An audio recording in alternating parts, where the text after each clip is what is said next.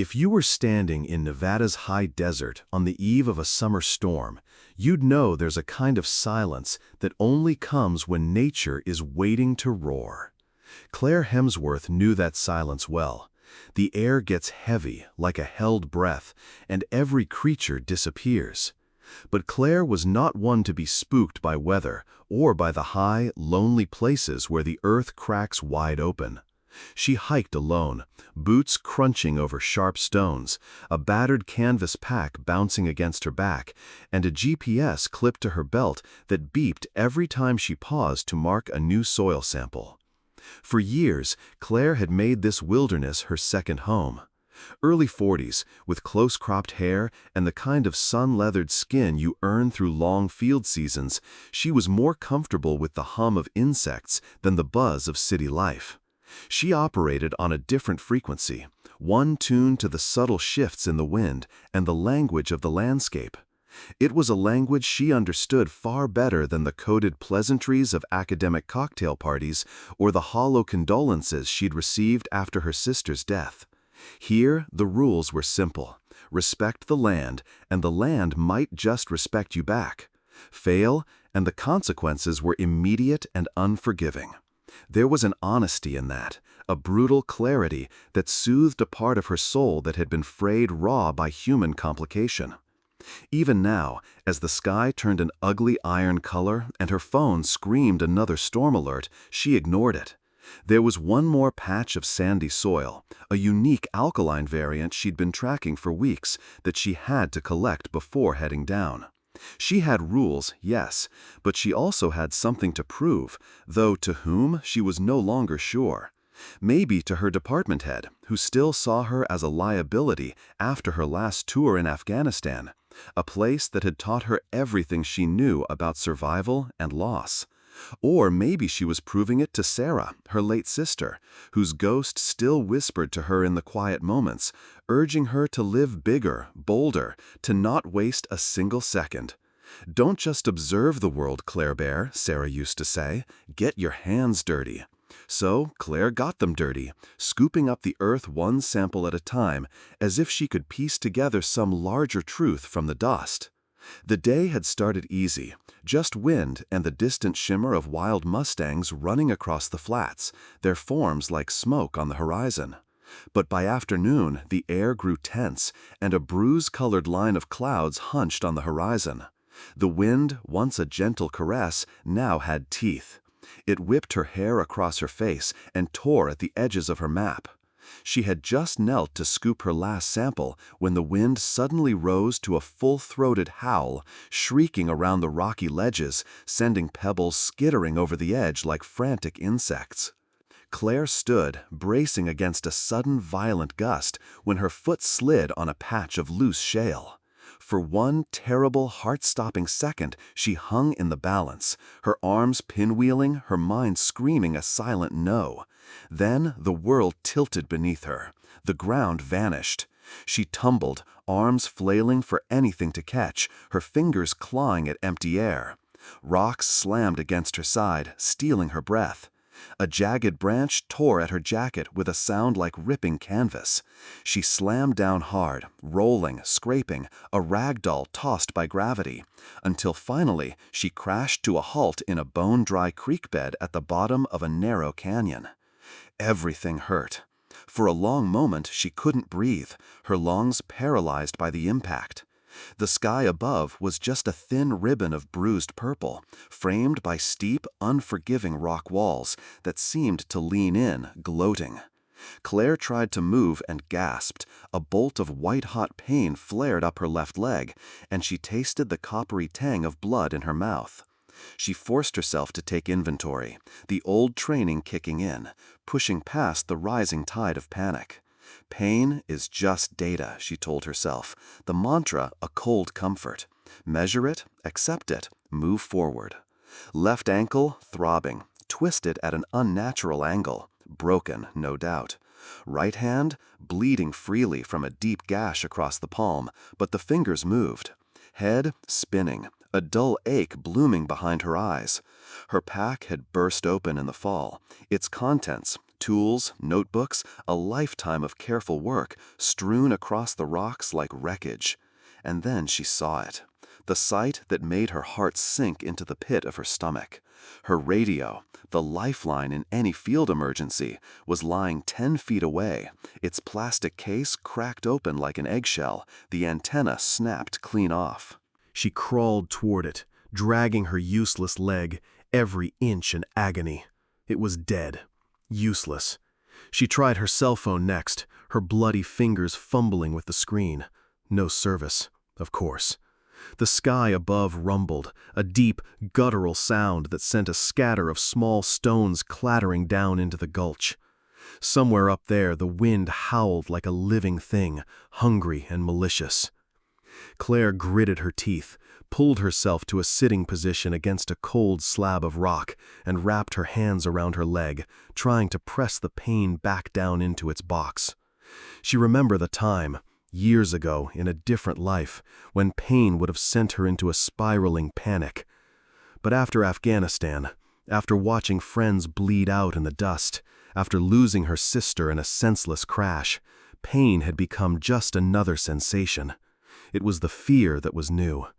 Not fear of dying, but fear of dying here, alone, a footnote in a geological survey. Night was falling fast, the temperature dropping with alarming speed. She could feel the cold already licking at her skin, seeping through her damp jacket. She had no tent, no fire, and no way to climb out. Every wall was slick with loose gravel, impossible to scale even with 2 working legs. Blood trickled down her shin, soaking into her sock, a warm, sticky trail in the encroaching cold. Claire scanned the canyon, fighting waves of dizziness. She knew that if the storm broke before help arrived, if help ever arrived, the dry creek bed could become a raging torrent in minutes. She could be swept away or die of hypothermia before sunrise. She forced herself to focus. What do you have left? Her emergency blanket, a half-eaten bag of trail mix, a tiny flashlight with a dying bulb. She reached for her water bottle, unscrewed the cap, and took a careful, measured sip, calculating every precious ounce. Above her, thunder boomed, closer this time. The sky went almost black, and a scatter of cold, fat raindrops spattered the rocks around her. The canyon, for all its wide-open sky, felt like a trap now, a tomb waiting for its occupant. Somewhere in the distance, a coyote barked once, a lonely, mournful cry, and then silence closed in again, heavier than before. Claire was not afraid of wild places, but tonight the wild felt different, alien, watching, almost sentient, and it felt like it was winning. Claire shifted, wincing as her splinted leg brushed against a sharp stone. Every small movement sent a fresh jolt of agony up her spine, a fiery signal from a body that was rapidly losing its fight against the cold. Her mind, foggy with pain and exhaustion, began to wander. Flashes of her old life flickered behind her eyelids. Her sister's easy laugh echoing in a sunlit kitchen, the stoic faces of fellow soldiers in the bone-dry Afghan heat, the sterile white walls of the hospital room where she'd said her last goodbye. She was no stranger to loss, but this felt different. This was not the sharp, sudden violence of war or accident. It was the slow, grinding indifference of nature itself. The wild, a place she had always respected, now felt alien and menacing, almost sentient, and it felt like it was winning. Claire shifted, wincing as her splinted leg brushed against a sharp stone. Every small movement sent a fresh jolt of agony up her spine, a fiery signal from a body that was rapidly losing its fight against the cold. Her mind, foggy with pain and exhaustion, began to wander. Flashes of her old life flickered behind her eyelids. Her sister's easy laugh echoing in a sunlit kitchen, the stoic faces of fellow soldiers in the bone-dry Afghan heat, the sterile white walls of the hospital room where she'd said her last goodbye. She was no stranger to loss, but this felt different. This was not the sharp, sudden violence of war or accident. It was the slow, grinding indifference of nature itself. The wild, a place she had always respected, now felt alien and menacing, as if it were a conscious entity watching her demise with cold, dispassionate eyes. A flash of lightning split the sky, illuminating the canyon walls in a blast of stark, momentary white. The accompanying thunderclap was so close it felt like a physical blow. Claire jerked in surprise, her heart hammering against her ribs. And in that brief, brilliant moment, she saw something that made her breath catch in her throat. Was that movement? High above, on the very rim of the canyon, she thought she saw a shape, a long, pale figure, its mane whipping wildly in the wind. Impossible, she thought, squeezing her eyes shut, blaming the vision on shock and the onset of hypothermia. It's a trick of the light, a phantom. But when another flash of lightning tore across the sky, she looked again. The shape was still there. And it wasn't alone. More shapes had joined it, ghostly forms lined up along the ridge, their powerful bodies silhouetted against the violent, flickering sky. Mustangs, a whole herd, standing silently, staring down into the darkness where she lay broken and exposed. Claire's first thought, primal and immediate, was fear. She was a scientist. She knew the behavior of wild horses. They were unpredictable, driven by instinct. A sudden noise, a misstep, could send them bolting in terror, bringing a cascade of rocks and shale tumbling down on top of her. If they spooked and stampeded down the wrong path, they could trample her without ever knowing she was there. She fumbled for the silver emergency blanket that had slipped from her shoulders, pulling it around herself and pressing her back against the cold rock wall, trying to make herself as small, as insignificant as possible. She was shivering uncontrollably now, her breath coming in shallow, ragged gasps. The rain, which had been a mere scatter of drops, began to fall in earnest, cold, stinging needles that found every inch of exposed skin. The herd on the ridge didn't move, not at first. They just watched. Then one of them, a stallion, larger and paler than the rest, his coat gleaming like wet moonlight, stepped forward to the very edge of the precipice. He flared his nostrils, his gaze so direct and intense that Claire felt pinned to the earth, seen in a way that was both terrifying and profound. Another brilliant flash of lightning, and she saw him clearly. A silver mane, tangled and wild, a powerful chest, and old scars that crisscrossed his flank like lightning bolts of his own. For a fraction of a second, something unspoken passed between them across the stormy air. A flicker of recognition, or maybe just the desperate, irrational hope of a woman trapped at the edge of the abyss. Then the storm broke in its full, unrestrained fury, and the wild world came alive with a terrifying roar. Thunder cracked like cannon fire, the sound ricocheting off the canyon walls until it felt like the rock itself was screaming. The rain became a torrent, a solid sheet of wind-driven water. Claire braced for the herd to scatter, to flee the storm as any sane creature would. Instead, they seemed to emerge from the darkness, their shadowy forms growing solid with each stroke of lightning. Her pulse thudded in her ears, a frantic drumbeat against the storm's symphony. She gripped the thin silver blanket so tightly her knuckles turned white. This had to be a hallucination, a final, pain-fueled fantasy, but it wasn't. They were real. The silver stallion, the phantom from her first glimpse, planted himself at the very edge of the drop-off, his hooves steady even as the gale tore at him. The herd hovered behind him, every muscle tensed. Suddenly, a smaller, spindlier shape broke from the group, picking its way carefully down the treacherous rocky slope. It was a young colt, his legs trembling, but his movements filled with a strange determination. Claire held her breath as the colt skidded to a halt just a few feet away from her. He stretched out his neck, nudging something toward her with his soft nose. Claire stared, her heart pounding against her ribs. It was her emergency blanket, the one that had slipped from her grasp. The colt nudged it closer, a gesture so gentle, so utterly deliberate, it shattered her composure. A raw sob escaped her lips, a sound of disbelief and overwhelming gratitude.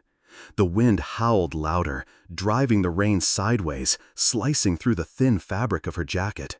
Claire curled into a tight ball, pulling the blanket that Colt had returned to her over her shoulders, shivering so violently her teeth chattered. She expected the herd to finally bolt, to vanish into the violent night, but they didn't.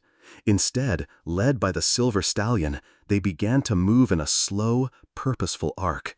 They descended partway down the less steep side of the gulch, forming a rough, living circle around her, their bodies angled against the brutal wind. It wasn't menacing, it was a barricade, a living wall of warmth and solid flesh standing between her and the world's fury.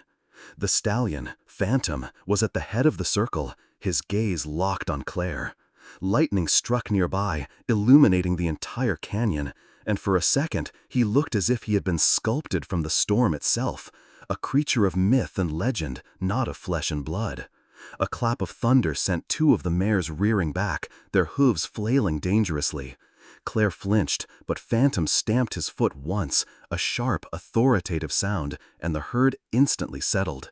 He commanded them not with fear, but with a silent authority that calmed their panic and held them in place. As the night deepened, their bodies became her only shield, radiating a heat that was a strange and welcome comfort in her agony. The world narrowed to that circle of wild bodies, the hiss of the rain, and the wet, cold earth beneath her, and she knew she was witnessing something she would never be able to explain. Night in the canyon was not a quiet darkness. It was a living, breathing entity roaring with the fury of the storm. Claire drifted in a disorienting twilight between consciousness and a pain-drenched haze. Each crack of thunder was a physical jolt, and the relentless drumming of rain against the rocks became a maddening metronome counting down the seconds she had left.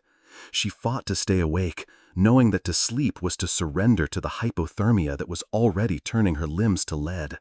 Her world had shrunk to the small patch of ground where she lay, and the living wall of horseflesh that stood between her and the storm's full violence. The herd was a constant, solid presence. She could feel the heat radiating from their bodies, a faint but vital warmth that pushed back against the invasive cold. She could smell them, the wild, earthy scent of wet hide and grass, a primal perfume that was strangely comforting. Through the cacophony of the wind, she heard their soft noises, a low nicker, a reassuring snort, the heavy stamp of a hoof. These were the sounds of life, and she clung to them like a lifeline.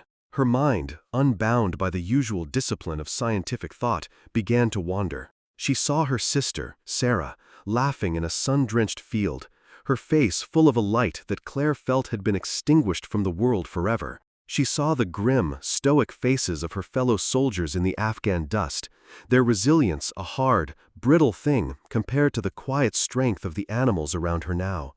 Pain had been a constant companion in her life, the sharp agony of loss, the dull ache of grief. But this was different. The wild, which she had always viewed with a respectful but detached objectivity, was offering a comfort she couldn't analyze or explain. It felt like a betrayal of everything she knew, and yet it was the only thing keeping her alive. At one point, a violent gust of wind tore a large branch from a juniper tree on the rim, sending it crashing down into the gulch just yards from where she lay. Claire cried out, flinching, expecting the herd to finally panic and scatter, leaving her exposed.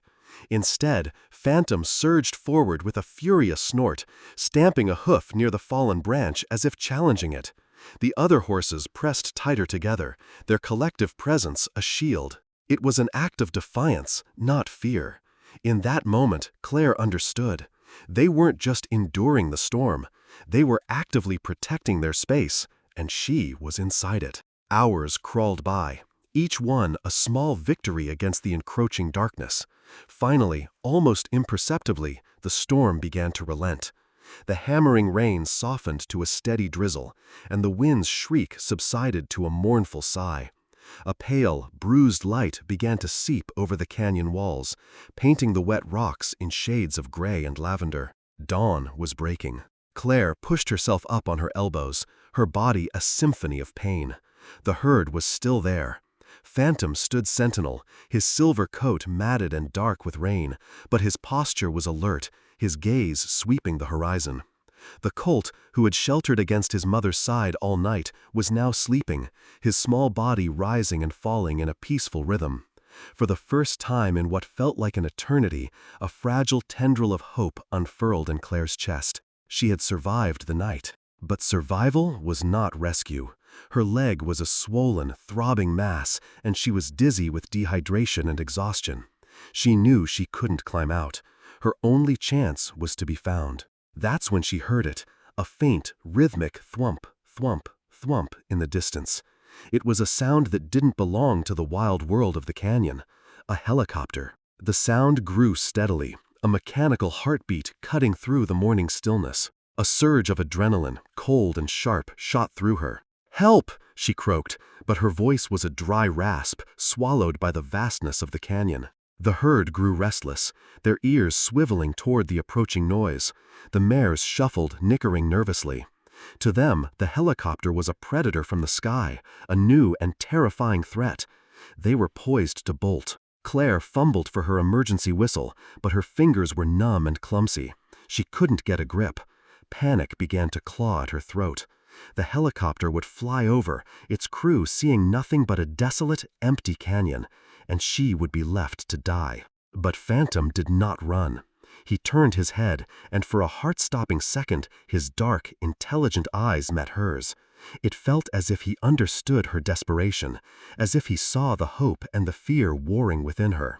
Then, with a power that seemed impossible for an animal that had stood vigil all night, he made a choice. He wheeled around and charged up the steep, rocky slope of the canyon wall, his hooves striking sparks from the stones. The herd parted for him, watching in silent awe. He reached the rim and reared up, his magnificent form silhouetted against the rising sun. He threw his head back and let out a piercing, clarion call, a neigh so powerful and clear it seemed to shake the very air. It was not a sound of fear. It was a summons, a deliberate, resonant beacon aimed at the sky. The helicopter, which had been flying a grid pattern miles away, suddenly banked hard, changing its course. It flew directly toward the sound, toward the impossible silhouette of the wild stallion calling from the canyon's edge. As the chopper drew closer, its rotors washing the canyon in a deafening roar, the rescue team spotted her. Claire could only wave a weak, trembling arm as they lowered a medic on a hoist. The herd, their leader's work now done, finally retreated to a safe distance, but they didn't flee entirely. They stood watching from the far side of the gulch, a silent gallery of witnesses. The rescue was a whirlwind of professional efficiency. Voices were calm, hands were steady as they splinted her leg, checked her vitals, and strapped her into a stretcher. "You're one lucky lady," the medic said, his voice tinny through his headset. "We almost missed you. It was your horse that gave you away. Never seen anything like it." As the hoist lifted her from the ground, Claire looked down.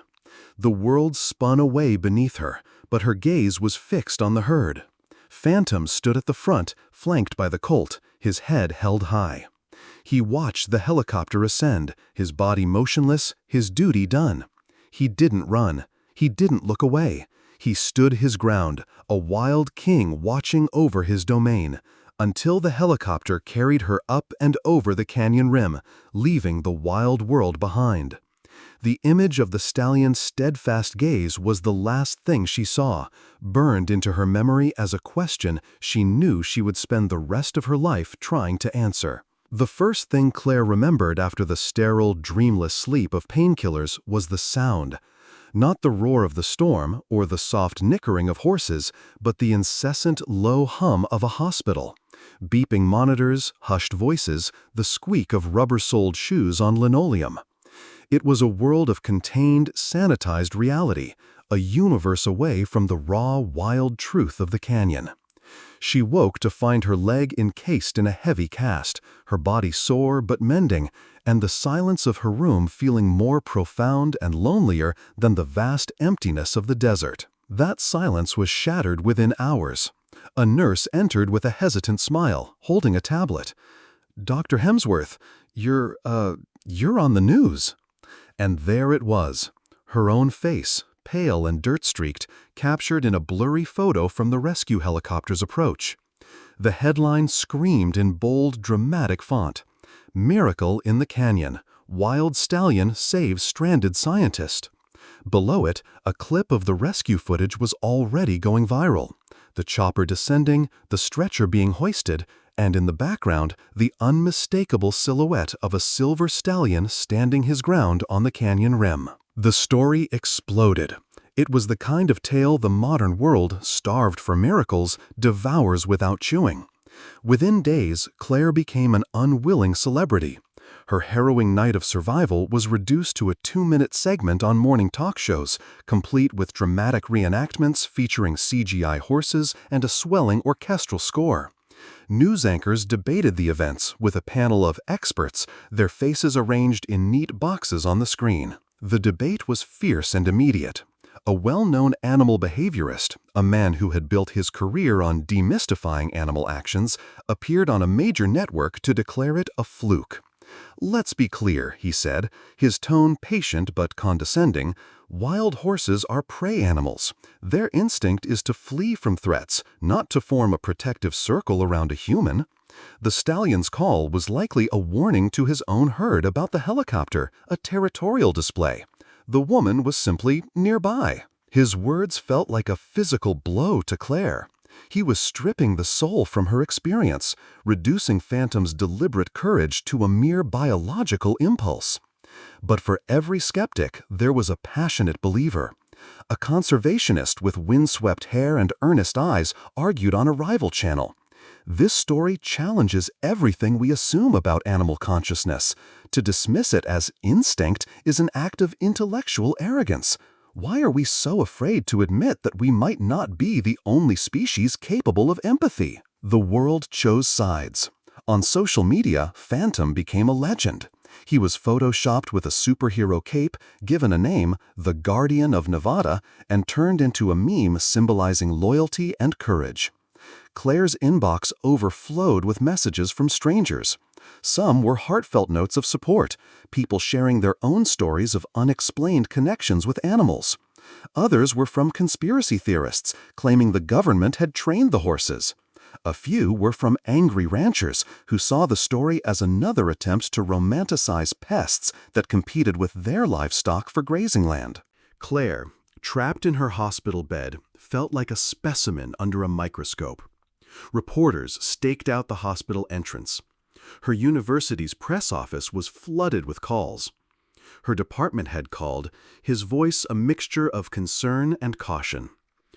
"Claire, this is incredible, of course," he'd said, "but be careful how you frame this. The board is sensitive. Talk of horse consciousness doesn't sit well with our donors." The pressure from her own community, the world of science she had dedicated her life to, was the most painful. Colleagues sent emails that were thinly veiled warnings. "Fascinating anecdote, but be wary of anthropomorphism. Stick to the facts, Claire. Don't let the media turn you into a mystic." They wanted her to distill the miracle into data points, to explain the unexplainable with the cold, hard language of science.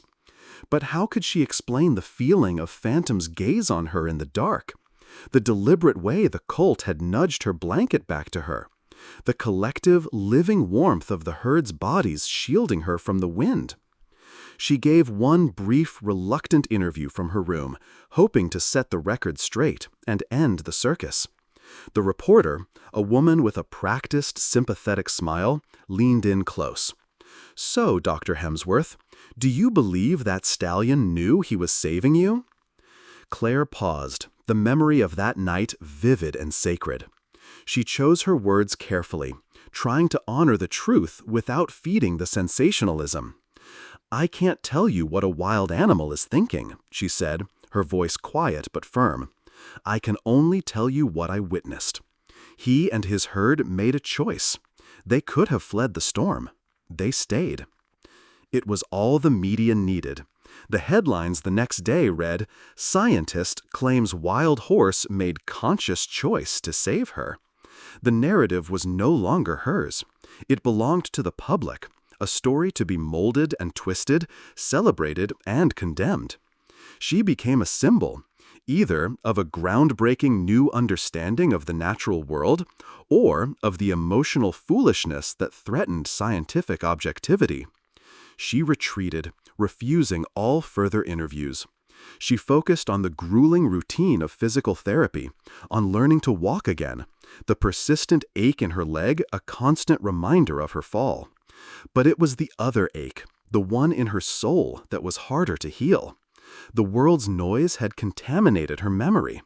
The loud, shallow echo of the news reports threatened to drown out the quiet, profound truth of what had happened in the canyon. One afternoon, a small, unassuming package arrived. Inside was a framed photograph, a high-resolution shot taken by one of the rescue crew members. It captured the moment just before they hoisted her up. She was a small, broken figure on the stretcher, and high above on the canyon rim stood Phantom, his silver form resolute against the morning sky. Tucked into the frame was a simple, handwritten note. "I was on the chopper. I've been flying these mountains for 20 years and never seen anything like it. Don't let anyone tell you what you didn't see. Some things are just true." Claire held the photo to her chest, and for the first time since the rescue, she let herself weep. Not tears of pain or fear, but of gratitude. Someone else had seen it. Someone else had understood. It was a small anchor in a storm of doubt and speculation. As the weeks passed and the media frenzy began to die down, replaced by the next sensational story, Claire knew what she had to do. The answers she sought weren't in scientific journals or on television screens. They weren't in the opinions of experts or the adoration of strangers. They were out there, in the high desert, in the silence of the canyon where the wild had stood still for her. She had to go back. Not to prove anything to the world, but to rediscover the truth for herself. The new rhythm of Claire's life was as simple and profound as the rise and fall of the desert sun. Sunrise in the canyon, slow and unmeasured hours in the presence of the herd, sketchbook in hand and heart unguarded. Each day, the trust between her and the mustangs deepened, becoming a quiet language spoken in shared space and gentle gestures. Phantom would sometimes graze so close she could hear the soft tearing of grass. The colt, now a lanky yearling, would invent new games with stones and fallen leaves. The other mares accepted her as a harmless, fixed point in their wild tapestry.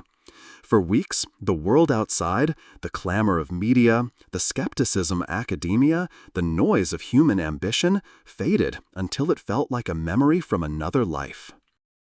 But the world is never content to leave a wild, beautiful thing untouched. It comes pounding at the edges, demanding attention, threatening the fragile peace you've carved out for yourself. Claire had forgotten that lesson, lulled by the silence and the slow-building miracle of being accepted by wild creatures on their own terms. The lesson would come crashing back to her on a bright, brittle morning that began as quietly as any other. She arrived at the rim before dawn, her boots damp with dew, sketchbook under her arm. The air was crisp, the sky a flawless stretch of blue. In the clearing below, Phantom stood sentinel, as always, his silver mane rippling in the faint breeze. The herd grazed peacefully.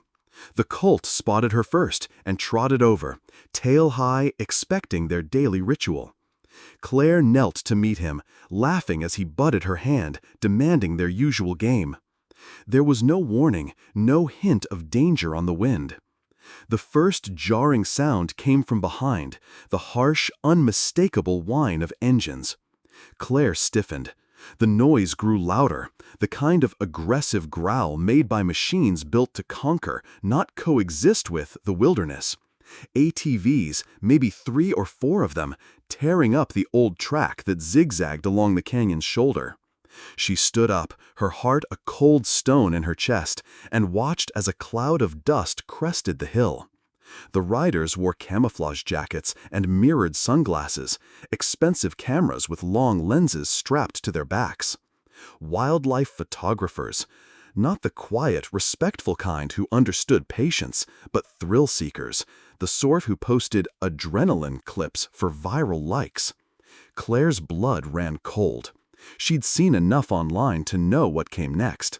Chasing, cornering, forcing wild animals into a panicked flight for the perfect dramatic shot.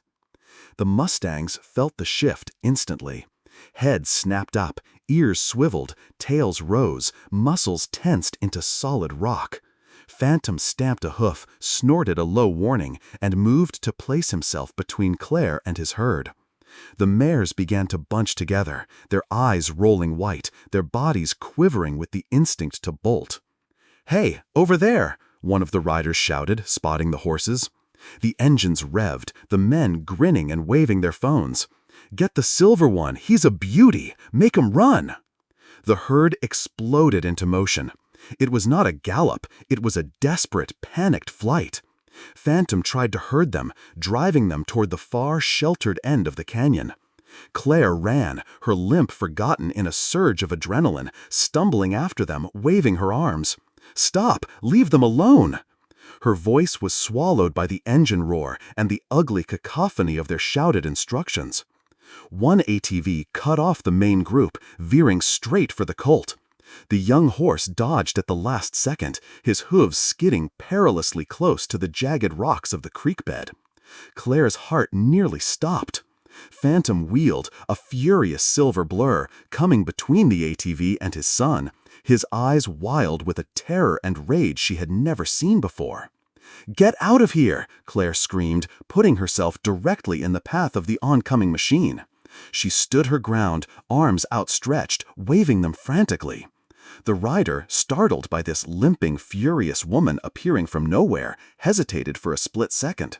She locked eyes with him, her glare harder than the canyon stone. "You want a shot? Take it of me, but you leave them alone." Behind her, Phantom whinnied, a sound torn from the heart of the earth, a desperate cry that was part fury and part plea.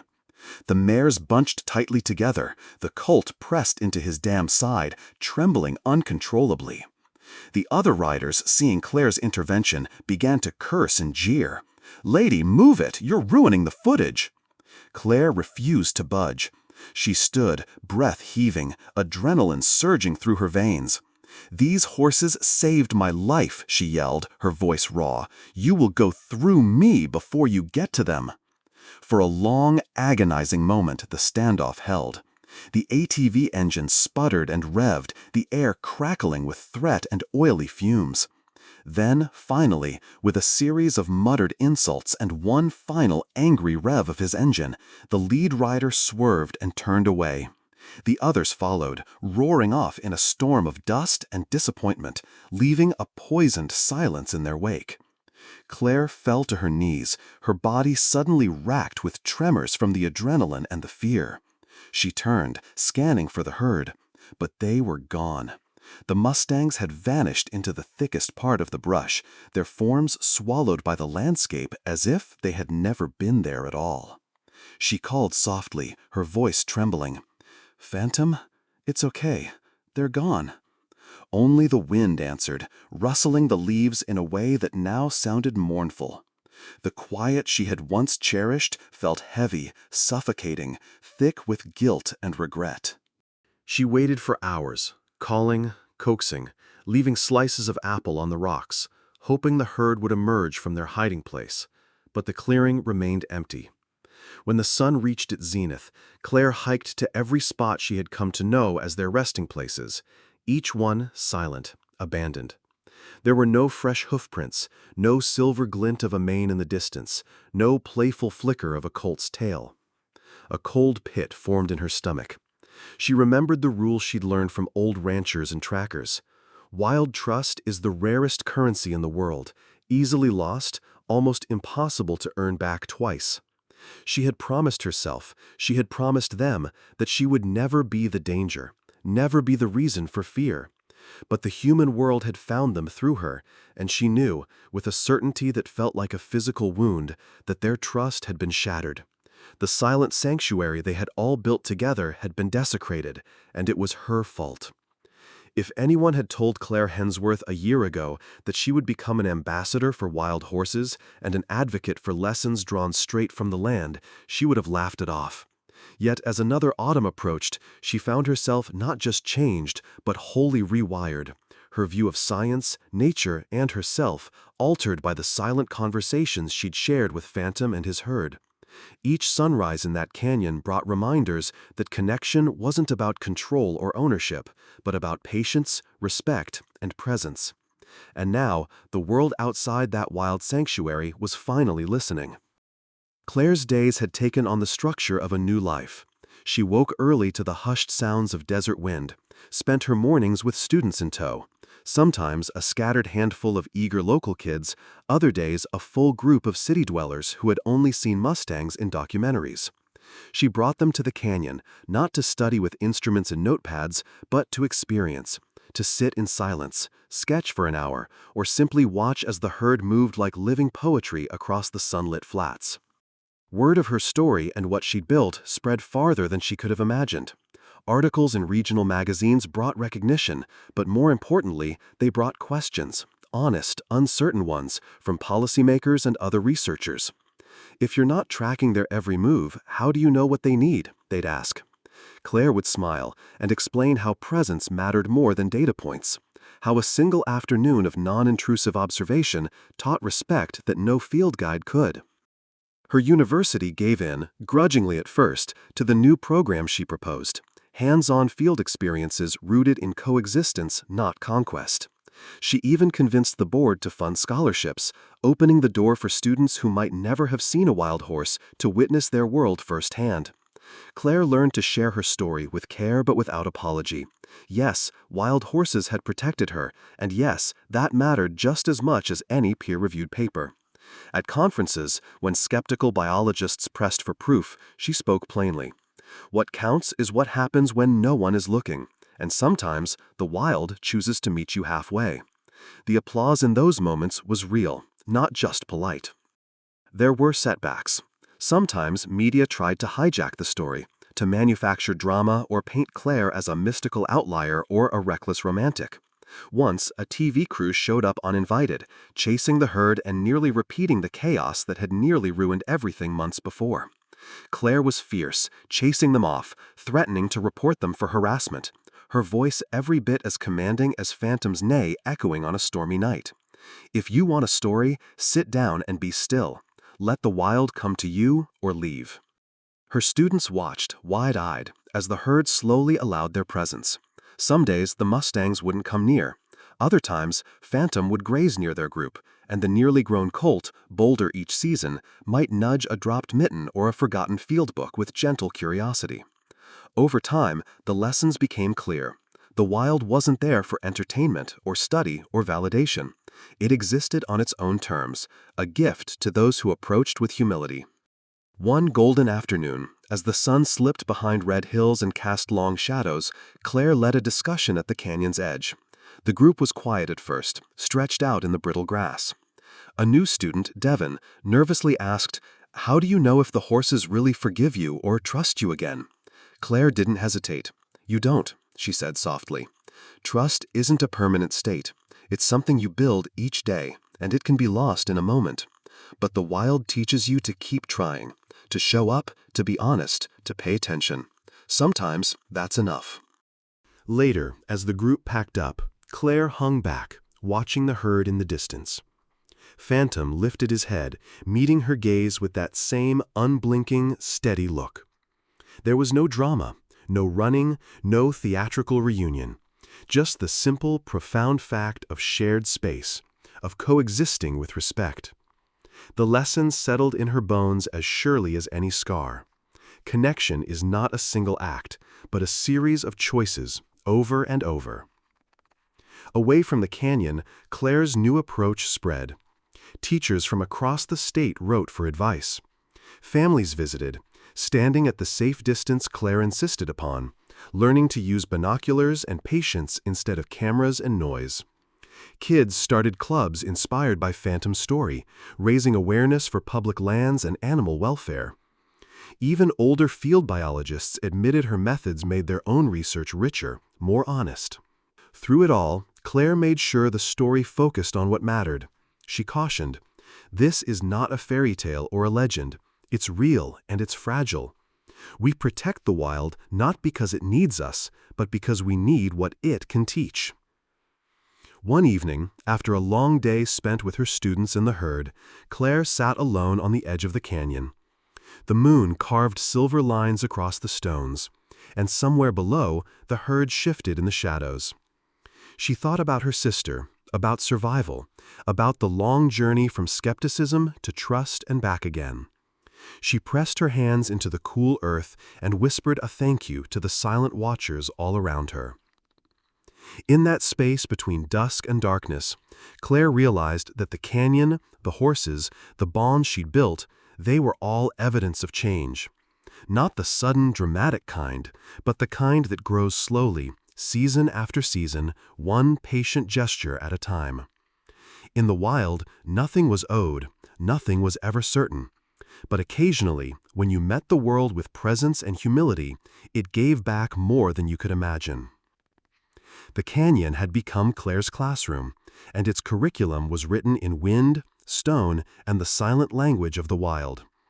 Her mentorship program, once a radical proposal met with skeptical shrugs from the university board, was now a quiet success. It drew a strange and wonderful mix of students. Earnest biology majors armed with high-tech cameras, cynical city kids sent for a dose of character building, and quiet, artistic souls who simply wanted to learn how to see. Claire welcomed them all with the same simple instruction: leave your expectations at the trailhead. On a sun-scorched Tuesday in late spring, she stood with a new group at the canyon's edge. The air hummed with their nervous energy. A lanky young man named Leo, a doctoral candidate with a fierce ambition to his name, was already fiddling with a drone controller. "The flight path is pre-programmed, Dr. Hemsworth," he said, his voice brimming with confidence. "Completely non-invasive. We can get thermal readings and population density counts without ever disturbing them." Claire put a gentle hand on his arm, her touch firm enough to make him pause. "Leo," she said, her voice calm and even, "today, the only instrument you need is your sketchbook. The only data we're collecting is what the silence has to offer." Leo's face fell, a mask of professional disappointment. Around him, other students shifted uncomfortably. They had come to do something, to measure, to record. This invitation to simply be felt foreign, unproductive. Claire saw their impatience. She had once worn it herself like a second skin. "Find a spot," she instructed, her gaze sweeping over the group. "Make yourself small. Don't look for the horses. Look at the way the light hits that rock. Notice the color of the soil. Listen, just listen." For the first hour, nothing happened. The students fidgeted. One girl scrolled through her phone until Claire quietly asked her to put it away. Leo stared at the horizon, his frustration a palpable force. Claire sketched, her pencil moving in loose, practiced strokes, capturing the garnered shape of a juniper tree. She knew this was the hardest part, the confrontation with stillness, the moment when the human need to control the narrative smashes against the wild's profound indifference to it. Then, as it always did, the wild made its choice. A flash of silver appeared on the far ridge. It was Phantom, his form as powerful and iconic as a figure from myth. He was followed by the herd, including the colt, now a muscular, confident 2-year-old who moved with his father's same fluid grace. The students froze, a collective intake of breath hanging in the air. Cameras were instinctively raised, lenses aimed. "Down," Claire whispered, her voice a low command. "Don't point, don't stare. Watch from the corner of your eye. Be a rock, be a bush, be nothing." Reluctantly, they obeyed. Leo lowered his drone controller, his expression a mixture of awe and irritation. The herd grazed, moving with the unhurried rhythm of creatures who own the land they stand on. They drifted closer, their presence transforming the clearing from an empty space into a living stage. The colt, whose curiosity had only grown with age, broke from the herd, He trotted directly toward the group, his ears pricked forward. He didn't approach the most eager students, the ones leaning forward with barely concealed excitement. Instead, he walked right up to a quiet, shy girl named Maya, who hadn't moved a muscle for the past hour, her gaze fixed on a wildflower at her feet. The colt lowered his head and gently nudged her sketchbook, which lay open on the ground. Maya looked up, her eyes wide with a wonder so pure it was heartbreaking. She didn't reach out, she didn't speak. She just met the young horse's gaze, and for a long, silent moment, the world seemed to hold its breath. The colt snorted softly, a puff of warm air, and then turned to rejoin the herd. The encounter lasted no more than 30 seconds, but its impact was seismic. Leo stared, his jaw slack, the drone forgotten in his hands. The girl who had been on her phone was now watching the horses, her face a mask of rapt attention. A single tear traced a path through the dust on Maya's cheek. When the herd finally moved on, melting back into the landscape, a profound silence settled over the students. It was no longer the tense, impatient silence of waiting, but the deep, resonant silence of shared experience. Later, as they gathered their things, Leo approached Claire, his earlier arrogance gone, replaced by a humbling curiosity. "I don't understand," he said, his voice low. "He walked right past me. He went to her. Why?" Claire looked at him, her expression kind. "You were looking for them, Leo. Maya was just here. The wild doesn't respond to demand, it responds to presence. You can spend a lifetime chasing it with the best equipment in the world and never get as close as she just did by sitting still." The lesson landed. It was the core of her program, the heart of her new legacy. She wasn't just teaching wildlife observation, she was teaching a new way of being in the world. Her work was no longer about proving a hypothesis or publishing a paper. It was about planting a seed of connection in the next generation, a seed she hoped would grow into a forest of respect and understanding. As the sun began to dip, casting long golden shadows across the canyon, Claire stayed behind after the students had left. She sat in the spot where Maya had been, her fingers tracing the faint hoofprint the colt had left in the dust. She thought of her own fall, of her own rescue. Not just the physical act of being lifted from the canyon, but the spiritual act of being held by the wild's unexpected grace. Her scar, her limp, the ghosts of her past, they had not been erased. They had been integrated, transformed from wounds into the very foundation of her strength. Her legacy wouldn't be a famous name or a scientific breakthrough. It would be the quiet wonder on a young girl's face, the moment a skeptical scientist put down his drone, the silent promise that if you show up with an open heart, the wild might just choose to meet you there. The seasons had turned, and the canyon had settled into a rhythm of deep, abiding peace. Claire's program had become a quiet institution, a pilgrimage site for those who wanted to learn a different way of seeing. The colt, now a powerful 3-year-old nearly indistinguishable from his father, had earned a name from the students, Echo, for the way he mirrored Phantom's every move, a perfect reflection of wild grace. Claire's life, once defined by the sharp edges of loss and the cold calculus of science, had softened. Her legacy was not in papers or grants, but in the hushed wonder of a student watching a wild horse choose to graze nearby, in the silent understanding that passed between her and Phantom in the golden light of dusk. She was leading a small group of university freshmen on a cool morning in late autumn when she felt the change. It wasn't a sound or a sight, but a feeling, a wrongness in the air, a tension that prickled the back of her neck. The herd, which had been grazing peacefully on the far slope, suddenly went still. Every head came up, ears swiveling in unison, not toward the students, but toward the south, where the dirt access road met the highway miles away. Phantom let out a low, guttural snort, a sound of deep agitation, and began to push his family back toward the shelter of the high, impassable rocks. Claire calmed her students, her own heart beginning to beat a heavy, worried rhythm. "Stay still," she murmured, her gaze scanning the horizon. Something spooked them. But it wasn't a predator, and it wasn't a stray hiker. This felt different, bigger. An unease settled over the canyon, a shadow falling where there was no cloud. The next day, she found out why. A friend who worked as a park ranger called her, his voice grim. "Claire, you need to know. The notice went up this morning. The BLM has scheduled a gather for the entire Pine Nut Range. It starts in 2 weeks." The words hit her like a physical blow. A gather, the sterile bureaucratic term for a roundup.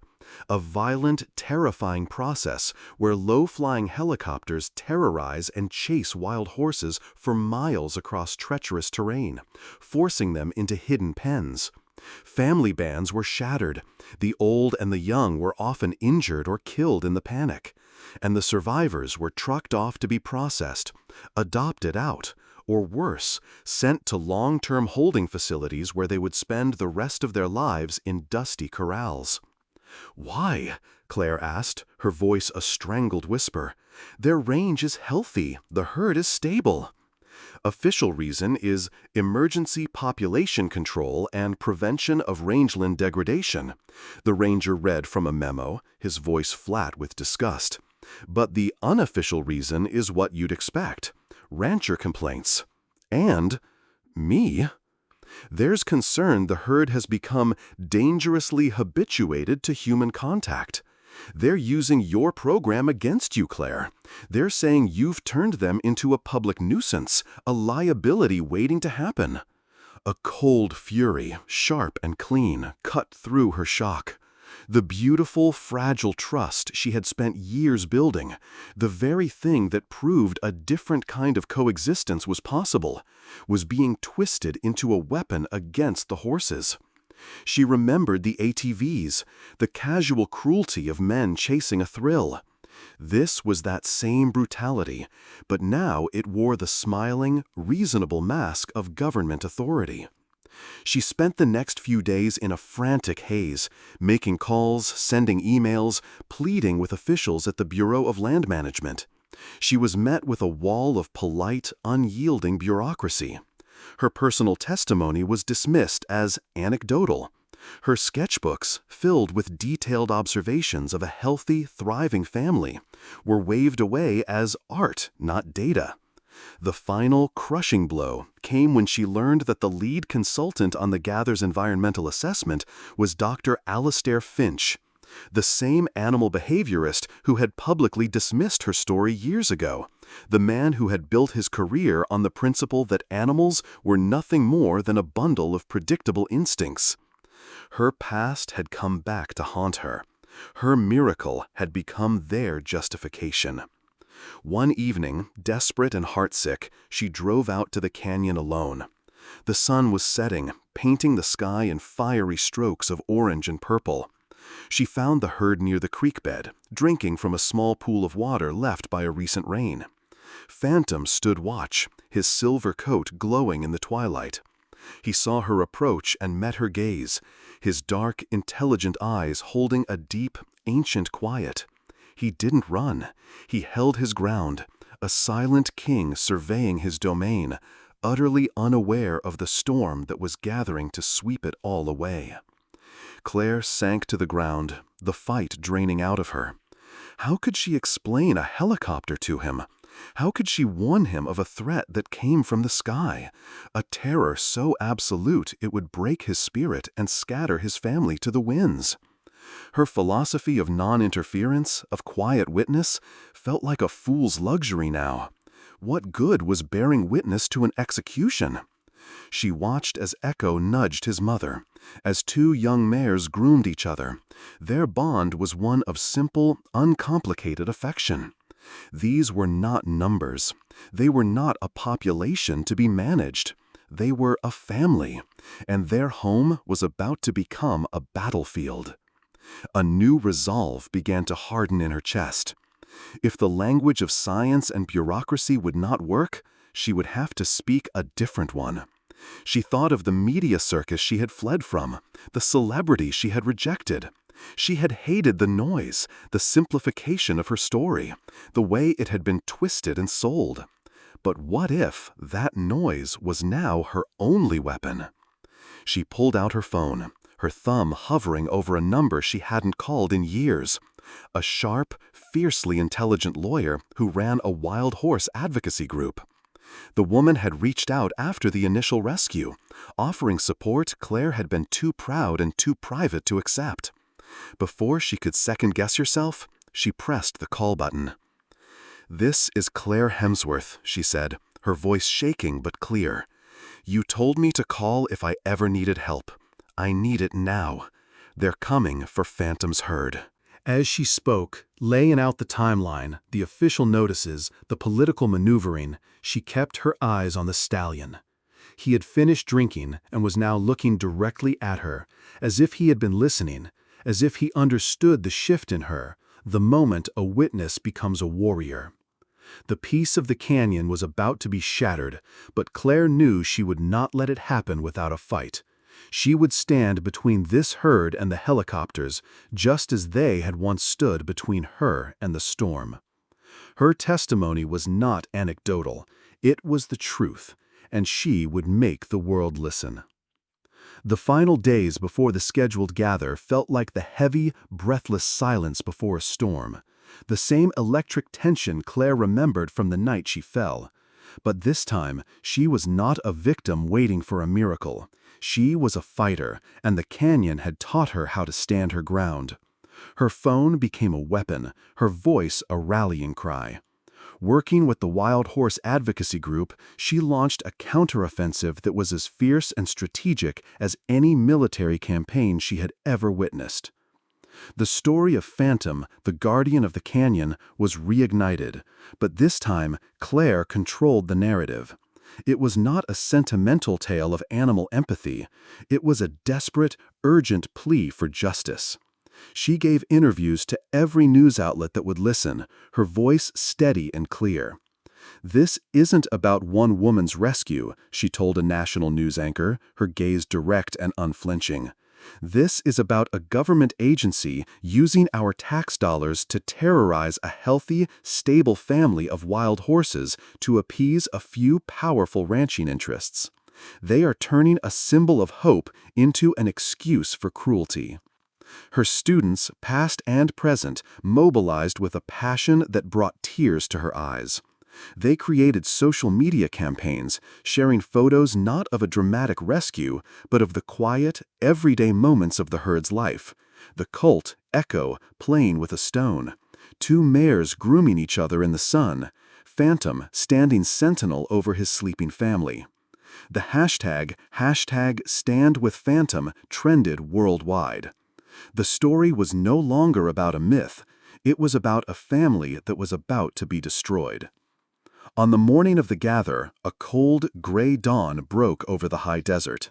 A line of massive livestock trucks and horse trailers idled at the mouth of the canyon, their diesel engines rumbling ominously.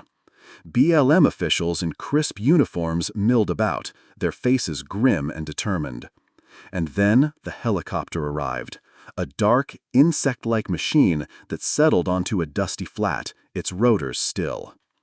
But they were not alone. Claire stood at the head of a human chain, a line of more than 100 people blocking the narrow dirt road that led into the heart of the canyon. There were her students, their faces young and resolute. There were local ranchers who believed in coexistence, their weathered hands holding signs that read, "Wild and Free." There were families who had visited the canyon, activists from across the country, and the quiet, fierce lawyer who had filed an emergency injunction that was still tied up in court. Their protest was silent, their signs simple. "We are watching. Trust, not terror." The lead BLM official, a man with a tired face and a stiff jaw, approached Claire. "Ma'am, I'm asking you one last time to disperse. You are interfering with a lawful federal operation. We will make arrests." "And we will be arrested," Claire said, her voice quiet but ringing with authority. But you need to know that the world is watching you terrorize these animals. This won't happen in the dark.